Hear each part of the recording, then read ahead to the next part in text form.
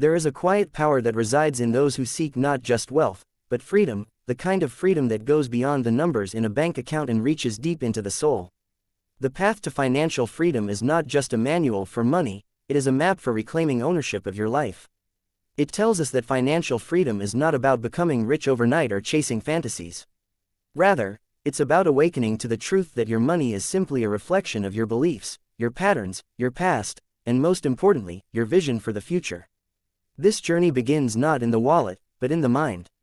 The author gently, yet firmly, walks us through the most important realization, that we are often prisoners of our subconscious financial programming.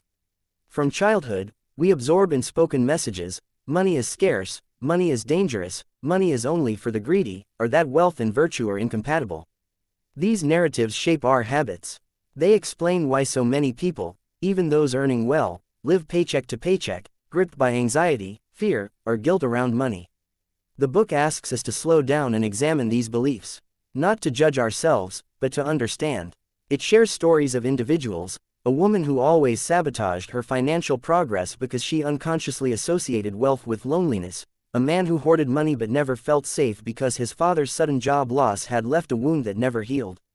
These are not just characters, they are mirrors. They teach us that we must make peace with our financial past if we want to create a new future. As the journey unfolds, we are taught the power of vision. Financial freedom is not merely about escaping debt, it's about designing a life where you are free to make choices that honor your values. Imagine waking up each morning knowing you're not working just to survive, but to create, to serve, to explore. This vision becomes a compass. Without it, money becomes an end. With it, money becomes a tool. The author introduces the principle of intentional spending, not restriction, not deprivation, but alignment. When your spending reflects your values, money begins to feel like a friend, not a burden. One man in the book used to spend mindlessly, chasing status and approval. But when he began aligning his money with what truly mattered, time with family, travel, personal growth, his relationship with money transformed. He no longer resented budgeting, he found joy in knowing every dollar had purpose. Another central insight is the idea of time leverage. Financial freedom is not just about earning more, it's about understanding the difference between active income and passive income. The book doesn't glorify passive income as a magic trick, but rather as a conscious strategy. It urges us to invest in skills, in assets, in systems that generate value even when we are not actively working. Whether it's a rental property, a digital product, a business, what matters is that we move from trading time for money to building streams of income that support our deeper goals. But even here, the author doesn't rush us. The tone remains patient, as if saying, take one step at a time. You don't need to be perfect. You only need to be intentional. And in that spirit, we're introduced to the concept of the freedom number, the specific amount of monthly income you need to cover your basic needs and live with peace. Once you know that number, you can reverse engineer your path. It's a powerful psychological shift. Suddenly, the goal doesn't feel so abstract. It becomes real, measurable, possible. Throughout the book, the emotional wisdom runs deep. We are reminded that fear often blocks financial growth more than any external limitation. Fear of failure, fear of judgment, fear of success even. But through heartfelt stories, the author shows that courage is not the absence of fear, it is the decision to move forward with your values even when fear is present.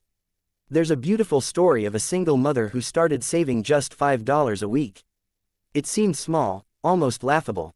But she did it consistently. Over time, it grew. Her confidence grew with it.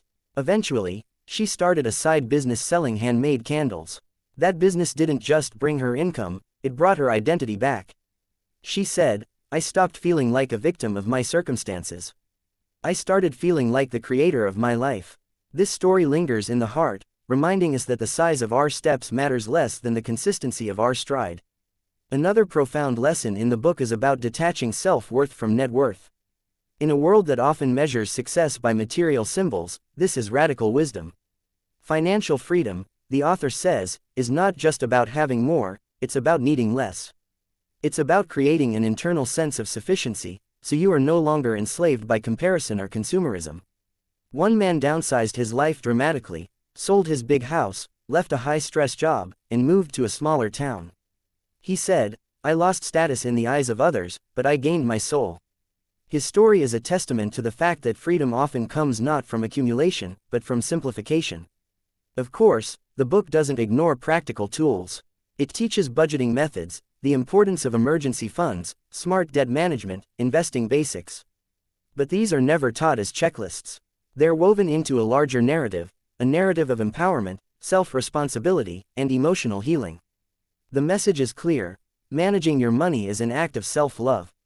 It's not about being rigid, it's about being awake. In the later chapters, we're invited to expand our definition of wealth. Real wealth, we're told, includes time, health, relationships, creativity, spiritual peace. Money is just one piece of the puzzle. The book encourages us to imagine a life where we are rich in all areas. Where our financial freedom allows us to give generously, love fully, live boldly. Where we're not just surviving, we're contributing. There is one story that serves as a gentle crescendo near the end: a retired couple who, after decades of discipline, had built financial independence. But what gave them the most joy wasn't the money. It was mentoring young couples in their community, helping them avoid the mistakes they once made. Their financial freedom had become a form of service. This, the book says, is the highest form of wealth, using your freedom to elevate others. In closing, the path to financial freedom is not a sprint. It's not about getting rich quick. It's about becoming deeply aware, emotionally grounded, and spiritually aligned with your financial life. It's about healing your past, owning your present, and designing a future that reflects who you truly are. The journey is personal, and it's profound. And with every mindful choice, every courageous step, you move closer to not just financial freedom, but personal liberation.